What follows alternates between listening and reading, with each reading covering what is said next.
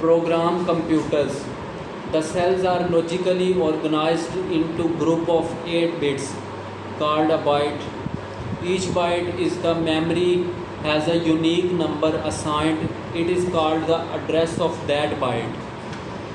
This scheme of arranging cells into a byte and bytes into memory chip is shown in the figure. From this figure, it is obvious that a memory is sequence of bytes. Also, the CPU or any other component of the computer can access any byte from the main memory by specifying its address. Different bytes of the main memory can be accessed directly at random. The memory is built from electronic components, so accessing any part of the memory takes equal amount of time. So the main memory is direct access storage device as no mechanical movement is involved in accessing any byte of the memory. So the main memory of the computer is very fast as compared to other storage devices like the magnetic and optical disk. There are two types of main memory: RAM, random access memory. It is usually built by using two different technologies: DRAM, dynamic RAM. DRAM stands for dynamic random access memory, a type of memory used in most computers. Dynamic random access memory must have an electric current to maintain electrical state. SRAM, static RAM. In SRAM technology, the memory cells are made from digital gates and each cell can hold its value without any need to refresh the data as long as the power is supplied to it. As no refreshing is required to SRAM, these chips are faster than the DRAM chips, also utilize less power. Because of these reasons, the design of SRAM chip is more complex than the design of DRAM chips. Hence, the SRAM chip is more expensive than the DRAM chip in most modern computers. This technology is used to build very fast memory inside a CPU. This memory is known as the check memory. Check memory usually has a very small size as compared to the main memory in the computer, but plays a very important role in increasing the performance of a computer system. This memory arrangement is shown in the figure.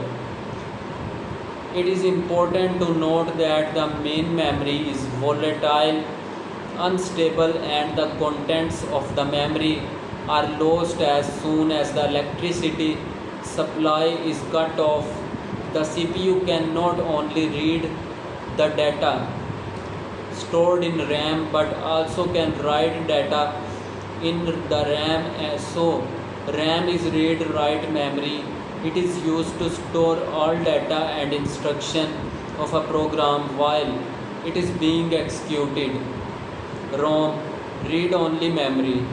As is obvious from this name, the contents stored in this memory can be read but new data cannot be written onto it, so it is read-only. The manufacturer of the ROM writes the data and programs permanently onto it, and this data and programs cannot be changed afterwards. ROM contains frequently used in instructions and data. Another commonly found form of ROM is PROM, programmable read-only memory. This form of ROM is initially blank and the user or manufacturer can write data onto it by using special devices. Once the program data is written onto PROM, it can be changed or altered.